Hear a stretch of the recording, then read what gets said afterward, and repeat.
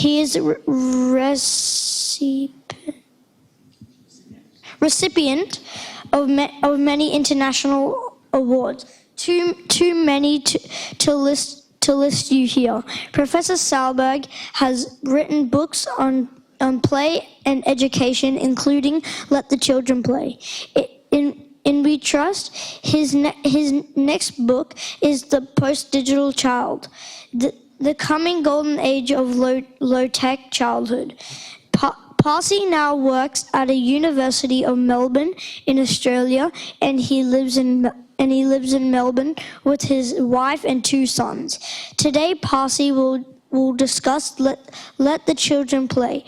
This talk will be about how all around the world play and childhood is in trouble. Children are expected to grow up faster than before. This is causing problems. Pasi says that all the evidence piling up on this topic should be a wake-up call for everyone. Please welcome Professor Pasi Sahlberg.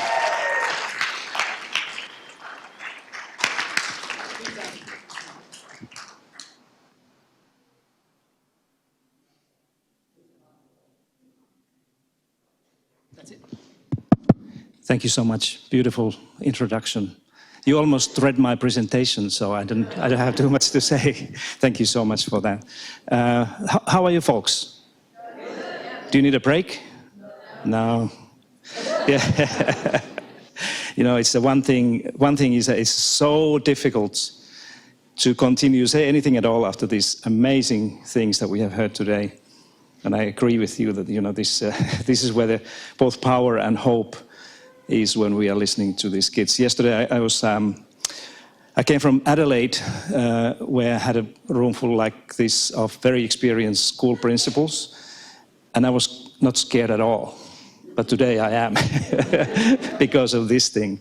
So I want to start by thanking you guys, anybody who is behind this amazing conference. And I work in this play space a lot here in Australia, and I haven't seen really anything like this. So I think you should really be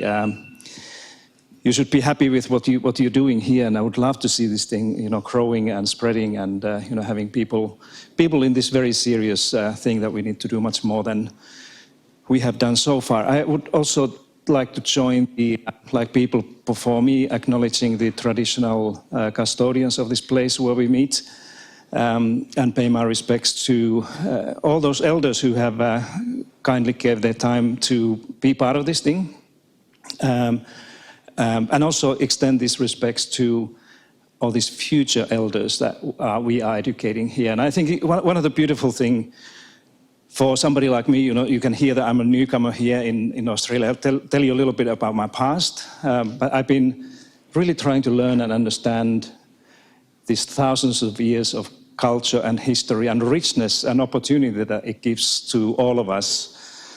And one thing that really lives with me whenever we talk about the play is that if I understand anything about the history of this land, one thing is that communities and families, parents have been educating and raising their children thousands of years through play and music and storytelling and drama and all those things. And just like you said in the beginning, that somehow we have lost the way during the last maybe 100 years or 50 years, that play is like a...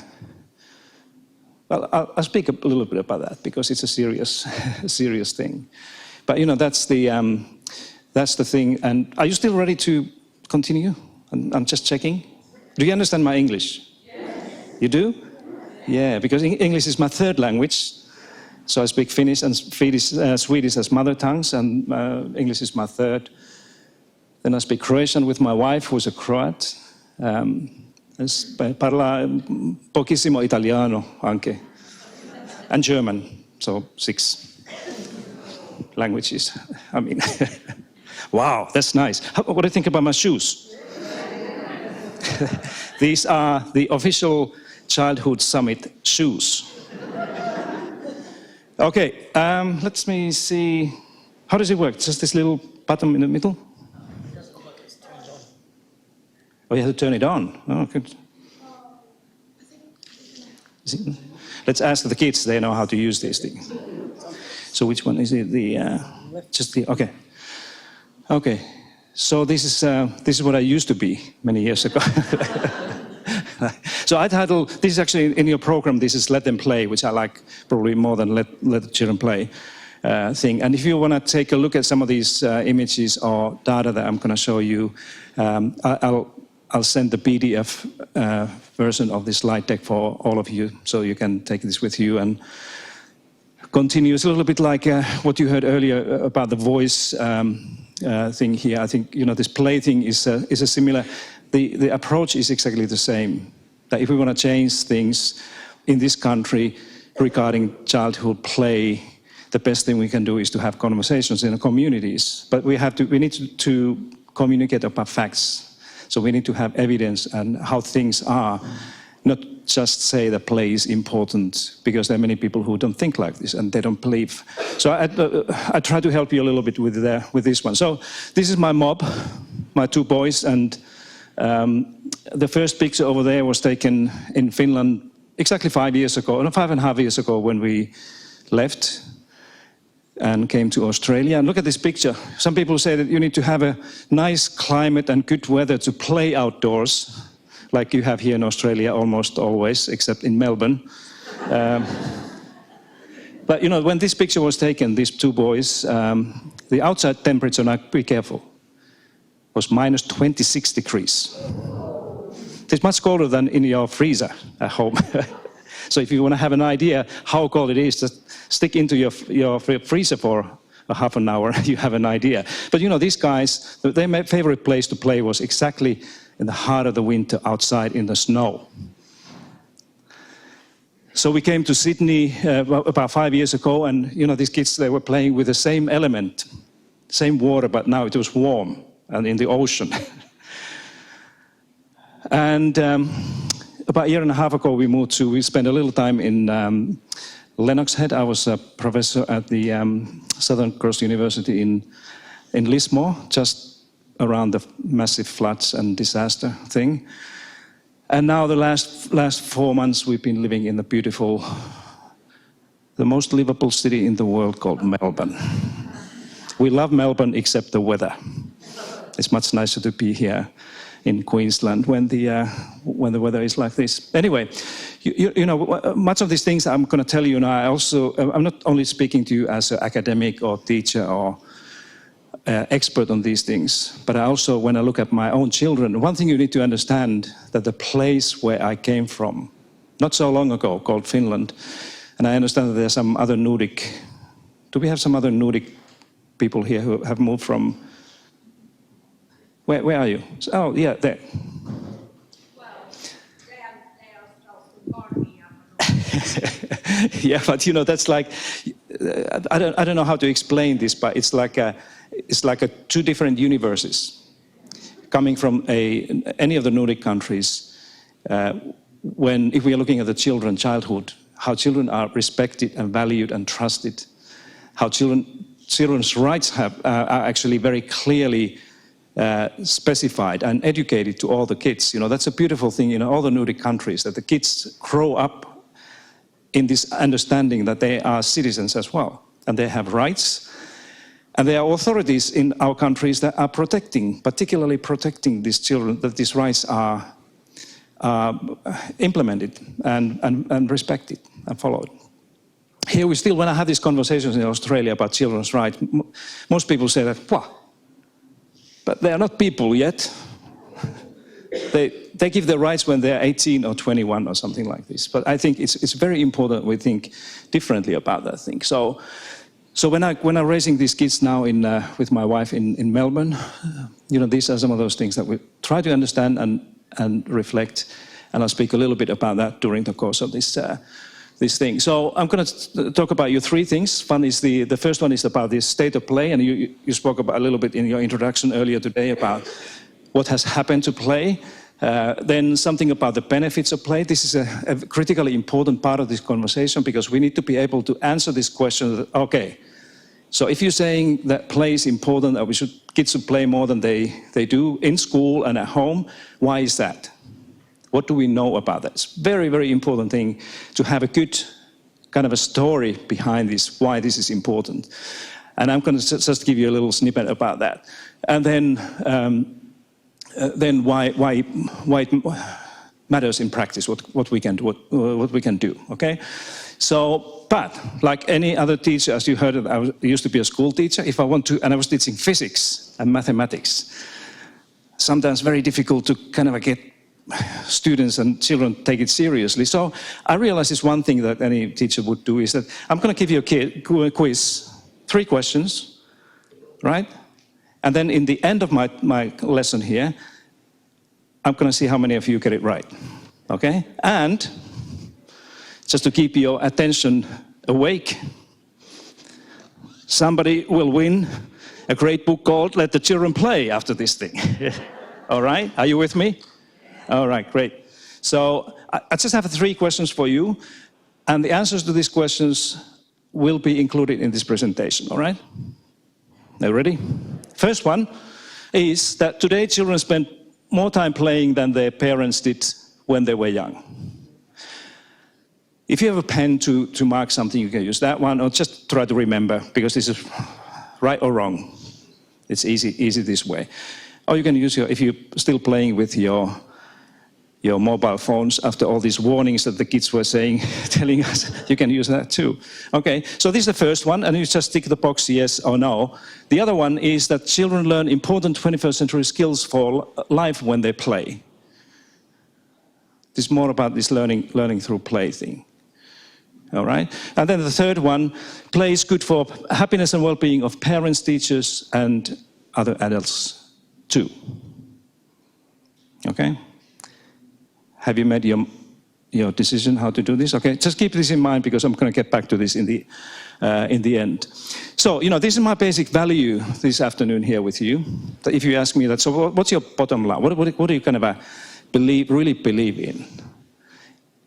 And this is what I think, is that anybody who has been able to find his or her passion has a potential to change the world. I'm not saying that if you haven't found your passion, you can do that. But finding your passion is a way to change the world. Change the world as you experience that, but in many cases also change the world of those who are around you. And then I continue from this by saying that, so what does it mean when it comes to school education, for example, or early childhood education? It is that play can do that. That more we play, more we allow children to play and have this, you're talking about the quality, high quality play, not just any play, but kind of a purposeful, educationally well-designed play. And it can be a free play. That's for me is the highest order play that children can decide what they want to do. But that has this potential. That's why it's so important. And if we listen to these kids, what they were saying before, they were actually talking about exactly the same thing. That there's no imagination often anymore, or curiosity or creativity in school. We just pump them in with the knowledge and things that we think are important. The first thing we need to have a conversation, and this is exactly what I've been doing here during the last 5 years, is this basic question of what is play? What do we mean by that? And the interesting thing that in Norwegian language or Finnish or Swedish, we have a particular word for play, right? And whenever we use that word, it immediately means this childhood, this play that we're talking about here. But in English, play means many things, right? You may play rugby, or poker, or piano, or many other things. So this play doesn't have this loaded value in English that it has in some other languages. And we need to be aware of that. Because that's why in English, I always had to kind of explain, when we talk about play, what are we talking about, okay? And I often ask people this question, that if you have to define children, if your own children, the students in the school ask that, so what is play? What do you say? It's not easy. It's almost like It's almost like asking somebody to give a definition to love. How do you define love? Okay, everybody, if you see two people in love, you probably know that this is what love looks like. But you still can't define it well. And it's the same with play. That it's a very complicated thing to define. But researchers and scholars and people, they have done this in a number of ways. And I try to do it now for you in a simple way so that you can have an idea of what it might be. So for me, like many others, play has at least three fundamental characteristics that almost always are present when we are talking or thinking about play. The first one is, of course, it's an activity that is intrinsically motivated. I think in your presentation you said that the kids they do it because they want to do it. So that's the first thing that is almost always there. So if you have kids doing something that they do because we ask them to do, or they expect that this is what we have to do in order to get something out of it, we often don't have that type of play present that we should. Then the other one is that it's almost always a kind of active engagement. That you can see when kids are playing that they're moving and doing things. Very rarely you can see somebody playing and doing nothing. But there are, those forms of play that somebody can use just the imagination and play with her mind. But most people, almost always, play is something that you are actively moving there. And then my third one, and this is strictly my own kind of a definition for this, that the play is something that has a joyful, positive emotional experience. Okay?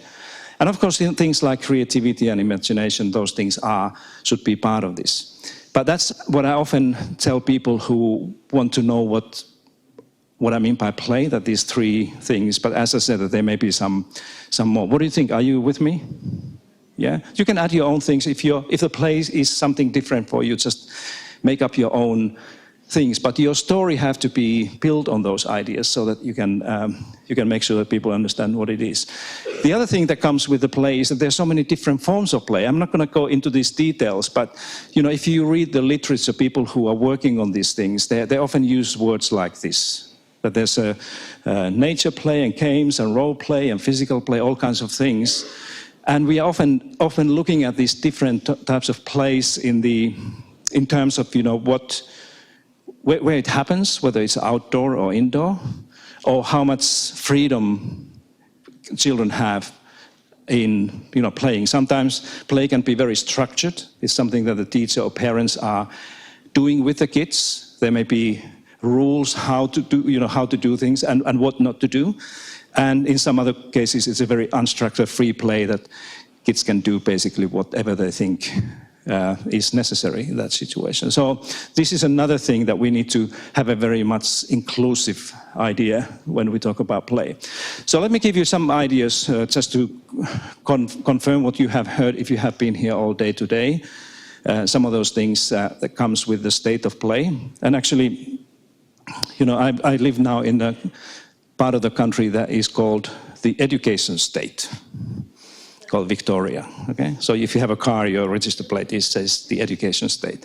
Now, your next thing here, what you could do, is to replace this sunshine state to play state. How good would that be? Yeah. But of course, here I'm asking how much. I think it's working well. Is it better running out? That what has happened to play, and we have done some research, some surveys here in Australia, so we have a kind of some indication to that. Some of the findings that we made a few years ago, just before pandemic actually, in this country, told us that vast majority of parents, 80% of parents, think that we are pushing children to grow up too fast. And it's partly because of education. What used to be year one in school is now kindergarten or preschool. And kids have to learn and progress faster and faster. And that creates this idea that we have to grow up like too fast. The good news is that most parents think like this, that it's not good, it's not a good thing. I don't know what do you think? Can I ask you? Are you following me? You're playing with your smartphone, no? You may miss the right answer to the quiz. It's all right. It's okay. What do you think? Are you expected to grow up too fast? No. You're comfortable with this one. How about you? No. Lucky you. Are your parents here? Wonderful. Good. Yeah. Anyway, most other people would say differently. And this is the other one that we ask, and now you have to be careful because of this is linked to the quiz, is that 85% of Australian adults, and most of them are obviously parents, think that children today play less. Actually, they think that kids play much less today than what they experienced when they were at the same age. And the thing is that these data are exactly the same that has been found in many other countries, in Canada, United States, even in the Nordic countries, that we have seen this decline of play. And probably the most worrying thing, this came from the Lego Foundation's international survey, where 20% of kids said that they're too busy to play. They would love to play, but they have too many other things to do. Isn't it horrible? And these are often little kids like 5-year-olds. I'm too busy with all my kind of daily things in order to play. So we really have, I could continue with this on and on and on. For the, when we were working on this Let the Children Playbook, it took about 5 years to write this with my colleague and friend called Bill Doyle from New York. And we went around the world and we read through probably about 800 different studies and papers and surveys about this thing, and they all indicate the same thing, that we see very clearly what is happening there. I'm going to show you, pause here just for a minute or so, and I would like to ask you to pay attention to this little, quite interesting poem, where you can see two perspectives on this thing that I've been talking about so far, about the importance of play, but pay attention to this because there's a little trick coming along in a moment. But let's see what it says. We live in a world of our own making. We are part of a lost generation, and we refuse to believe that a childish perspective can change the world. We must tell our children becoming an adult is so much more important than being a child. We treasured the childish perspective once upon a time, but this is no longer true. We live in a grown-up world. Society tells us adultness is something we should strive for. No longer will it be said that we must celebrate childish behaviour. It is evident now more than ever that our generation is apathetic and doesn't care. It is wrong to presume that children can give us hope. Children can give us hope. It is wrong to presume that our generation is apathetic and doesn't care. It is evident, now more than ever, that we must celebrate childish behaviour. No longer will it be said that adultness is something we should strive for. Society tells us we live in a grown-up world, but this is no longer true.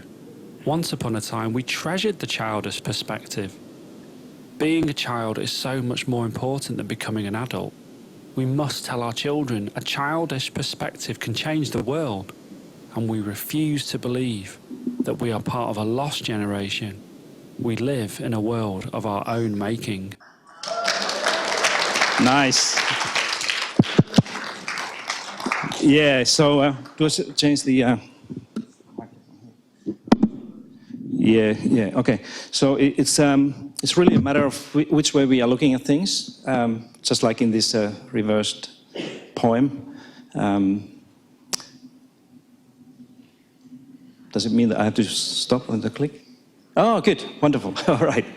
Okay, so that's the no more about the state of play, because this is the main message, that we need to be concerned and worried. We can safely conclude that things have changed, that the way kids spend their time and lives today is much different than it used to be.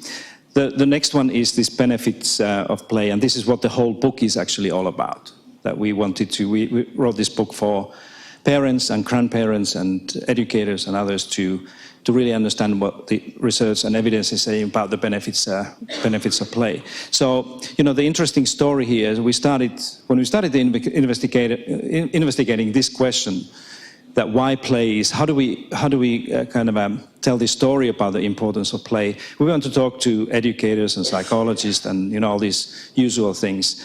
And we were both, William and myself, we were a little bit confused because the stories were not, they were often not much more than saying that play is important. The kids they need to play because they're kids. And we wanted to hear more about, why is this? What is there behind? And after about, talking to hundreds of different, top educators and minds in education, we decided to change the tone a little bit because, this is what we concluded based on those conversations with people who work in schools and early childhood education sites, that the play is important for emotional, social, physical, and cognitive development of children. And it can help kids to realize not only what is within them, but also the world around them. So this is like a main conclusion of this conversation. Then we decided to change the kind of a tone a little bit, and we went to talk to medical experts, meaning children's doctors and pediatricians. Is there any pediatrician here or health people in the room? Because we should, next time when you have this summit, who is there? Okay, are you pediatrician? Oh, excellent. Okay, you should have at least a handful of children's doctors, just talking about the same thing, because this is where you get the kind of a truth and crystal clear thinking why play is important. And combined with this educator's view, it all of a sudden began to make a lot of sense. Okay, and we spoke to some of the leading pediatricians around the world. And try to understand that how do they answer this question, that what are the benefits of play, why play is important. And their thinking often is really clear. That many of the pediatricians now are not only talking about the importance of play, but they say to parents that this is doctor's order. If you have your little kid, who has a health issue, fever or something, and you don't know what to do, and you go to see the pediatrician, whatever the doctor says, when you come back home, most parents do exactly what the doctor is asking to do, because you want to get your kid well. At least I used to do that. But now, what the children's doctors are saying, that it's not only recommendation for parents to give all the children at least 1 hour good quality play every day at home, but it's a doctor's order. We are ordering you to do that. and then parents are beginning to listen and hear that it's the same type of thing. So, these are some of those things that we heard during the interviews and speaking to these people who are working in the children's health around the world. People say that it's integral to a child's education.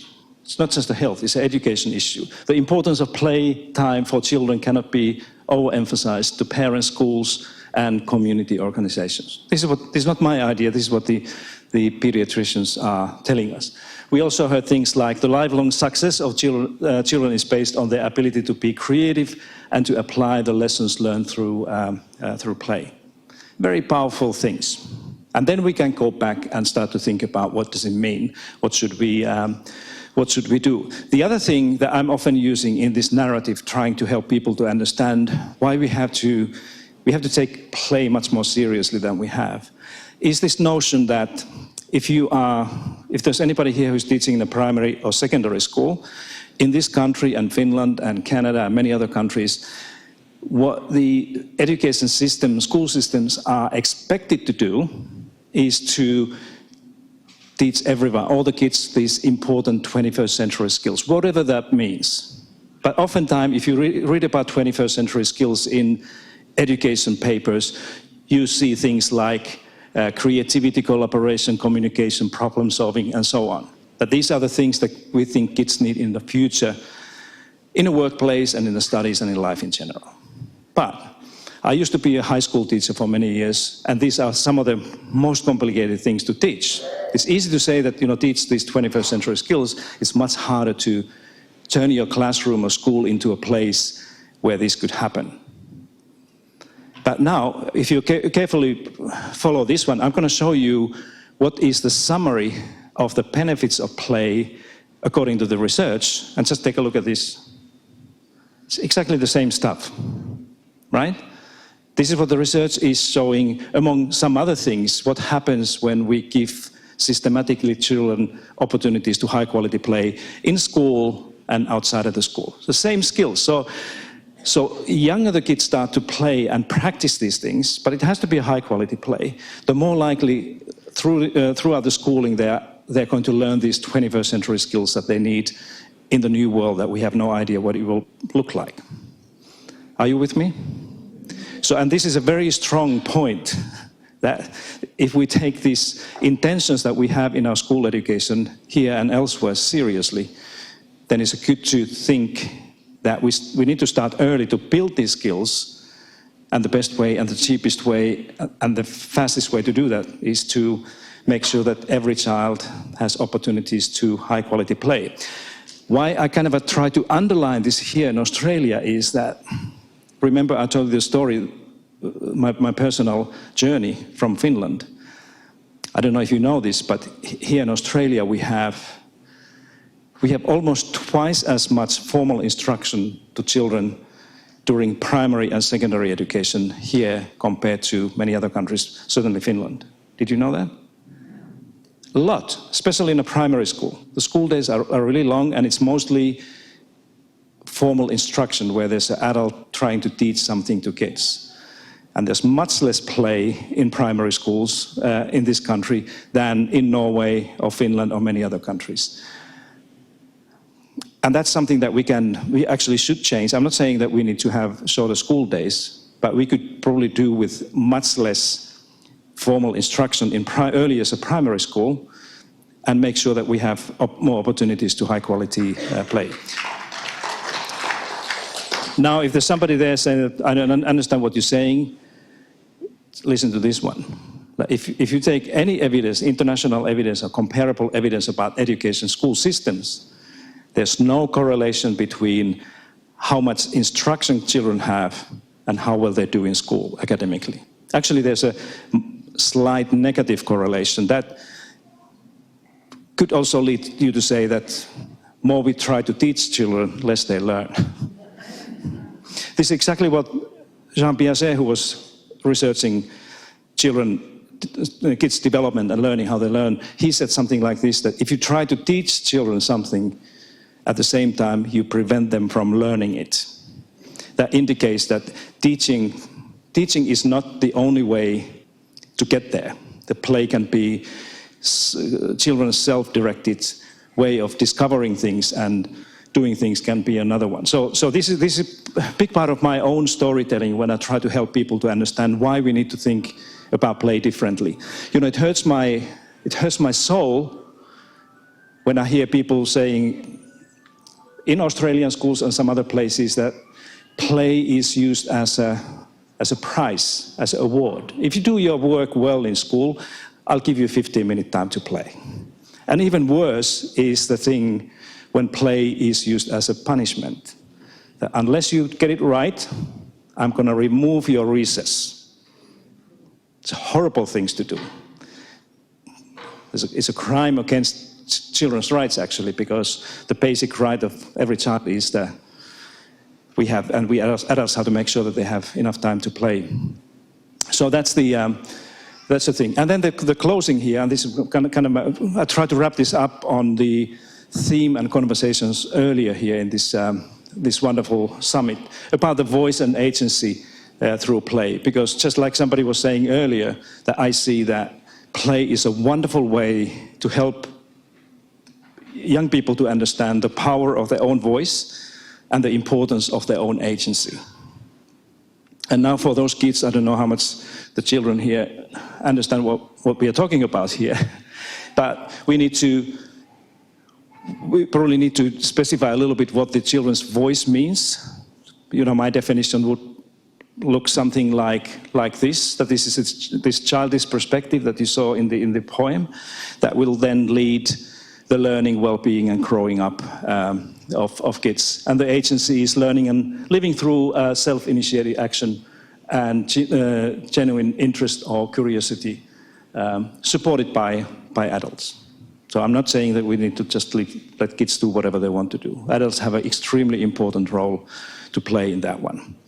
And that's where the play can be very important. It's not the only way, but play can be a powerful way to do that.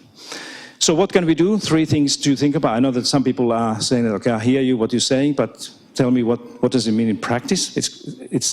Actually, it's easier than we think, because the first thing we need to do is to make sure that there's a time for play. In school, and I think this is what we should do more in Australian, especially primary schools, but schools throughout the childhood, to make sure that kids have more time to play.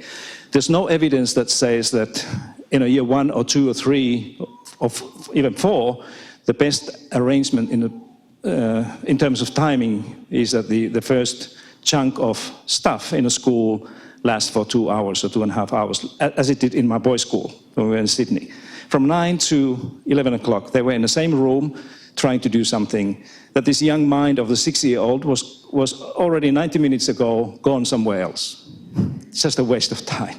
So if we design the schooling here based on evidence of the health people and educators, psychologists, or anybody, we should have a primary school where kids have 40 minutes something, followed by a 15-minute break where they go outside and play.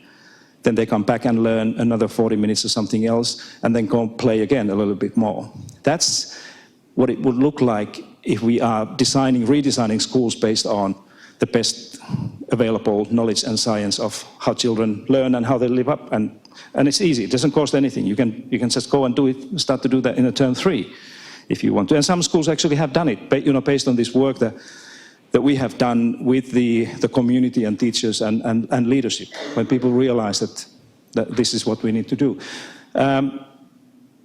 Sorry, the first one, these are in a different order. So the first one is to understand the play as a part of right. It's a children's right. The next one is to make time to play. Sometimes people ask me, so how much is a good time? How much kids should play every day? Very difficult to say. It depends on, children are different, and families are different, schools are different. But, this is a good kind of a simple rule of thumb. Let's make sure that they have at least 1 hour every day in school to play. And when they are not in school, they have another hour when they are at home. Okay? And that would be a good start.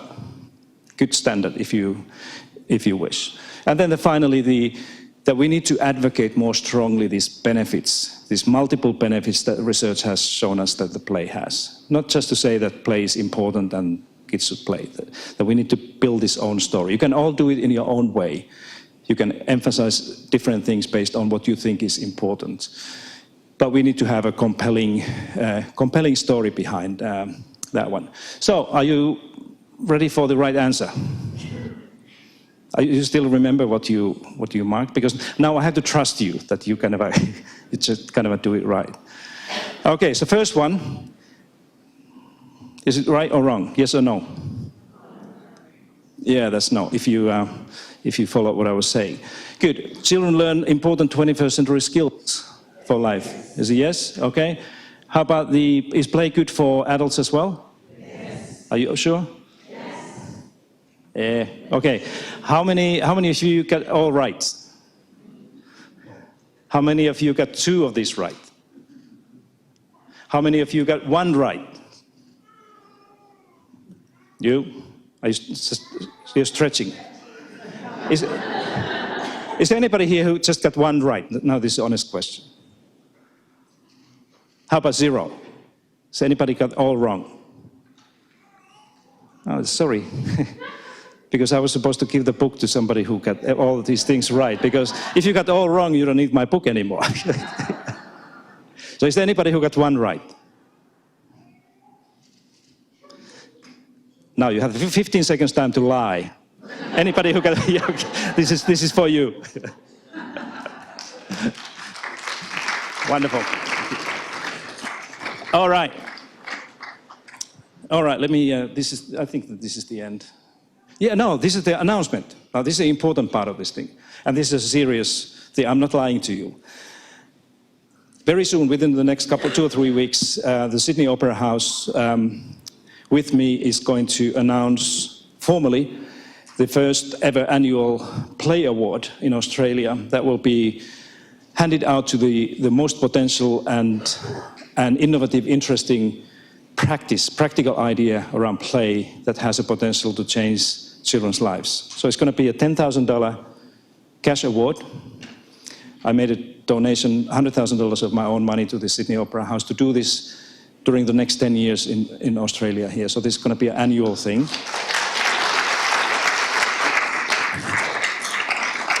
Just follow the details. There's going to be an online submission, probably open in 2 or 3 weeks' time, through Sydney Opera House. And when Sydney Opera House turns 50 in November, our intention is to announce the first ever Play Award winner here in Australia, somewhere around there. So this money goes to advancing, doing more work on this space. That you have done amazing things here in Logan, so I'm expecting something coming from here. But this is it. I want to thank you so much for your attention, and remember what George Bernard Shaw said, that we don't stop playing because we grow old. We grow old because we stop playing. Thank you. Have a wonderful summit. Thank you.